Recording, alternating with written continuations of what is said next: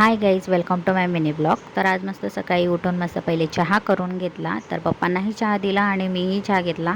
त्यानंतर आज घरी येणार होते पाहुणे, तर कोण येणार आहे तुम्हाला पुढे समजेलच. तर चहा घेतला तोपर्यंत बाबू लगेच उठून गेली. तर बघा, ती चष्म्यासोबत, तिच्या बाबांच्या चष्म्यासोबत खूप खेळते. तिला तिच्या बाबांचा चष्माच काढायचा असतो. इथे हे आमच्या दारामध्ये जास्वंदाचं झाड लावलं होतं आम्ही. ते बघू शकता तुम्ही किती मोठं झालेलं आहे. छान बहारदार फुलं आले होते. तर म्हटलं एक शूट तुम्हाला तुमच्याबरोबर शेअर करावं. तर बघू शकता तुम्ही. त्यानंतर बाबू उठली, बाबूची आंघोळ करून घेतली आणि बाबूसोबत ते मस्त जास्वंदाचं फूल तोडून तिच्यासोबत फोटो काढले आणि तिला खूप मस्त वाटत होतं.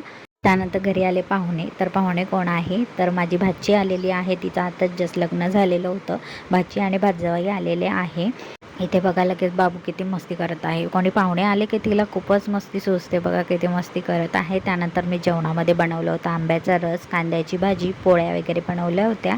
त्यानंतर मग त्यांना जेवायला बसवलं, जेवायला वाढून वगैरे दिलं. त्यानंतर ते जेवण करून घेतलं त्यांनी. त्यानंतर मग त्यांनी त्यांच्या लग्नाचा पेनड्राईव्ह आणलेला होता. तर म्हटलं चला आता लग्नाचा पेनड्राईव्ह बघून घ्यावा. तर इथे त्यांनी ते लग्नाचा पेनड्राईव्ह लावला. मग आम्ही लग्नाची सीडी बघितली त्यांची. त्यानंतर इथे तिची हळदी कुंकू लावून तिची ओटी भरून घेतली. त्यानंतर इथे विकासलाही ओवाळून घेतलं. त्यानंतर त्यांच्या पाया पडल्या, दोघांच्याही पाया पडल्या. मामीने भाचीच्या पाया पडायच्या असतात, पण भाचीने मामीच्या पाया पडायच्या नसतात. तुमच्याकडेही तशी प्रथा आहे का, कमेंट करून नक्कीच सांगा. त्यानंतर ते निघाले घरी जाण्यासाठी. तर इथे सगळ्यांच्या पाया पडल्या. त्यानंतर मग ते निघाले. तर म्हटलं चला आता बाय बाय करून द्यावा त्यांना.